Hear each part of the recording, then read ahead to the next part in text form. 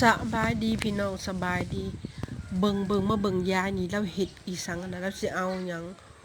งกงวยอยู่นะสบายดีพี่น้องสบายดียายเนี่ยเราหาเอาหยังเนาะ อาหารป่า เราเฮ็ดหยังเนาะนะหั่นเนาะ อาหารป่าคือได้ยินว่าเราสิเอาหางผึ่งคือว่า ป่า สั่น แถว น่ะ นี้แหละ มันมีผึ่งคุมอยู่ ไม่ นะ ได้ หั่น ป่า นะ ในดงในแถวนี้แหละ เราสิเอาหางผึ่งพี่น้องรอท่าเบิ่งว่าสิได้อีบ่หรือแนวใดมาลุ้นนํกันเด้อพี่น้องมาลุ้นนํกัน อาหารบ้าเฮาส่วนหลาย ว่าเราสิเอาได้บ่หรือยัง มันมีผึ่งเด้นะหันผึ่งหาบักใหญ่ว่าซั่นกำลังสิอูดเอาว่าซั่นเดหางผึ่งอยู่ในเงียนพุ่มหั่นล่ะในพุ่มไม้หั่นล่ะ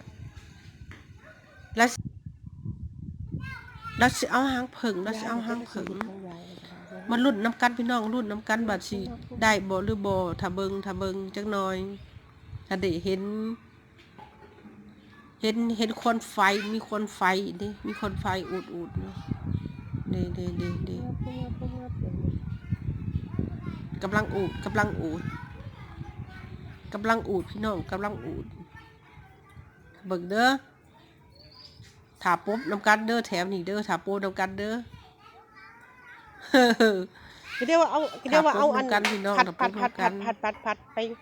มาเอาผึ่ง ปัด เอาผึ่ง ตามหาง ฉัน มัน เอา น่ะ ผึ่งถ้าเบิ่งเจ็ดแสงไฟขึ้นมาเลยพอจักหน่อยได้เลยจะมาเบิ่งเด้อพี่น้องเด้อถ้าเบิ่งนำกันจัง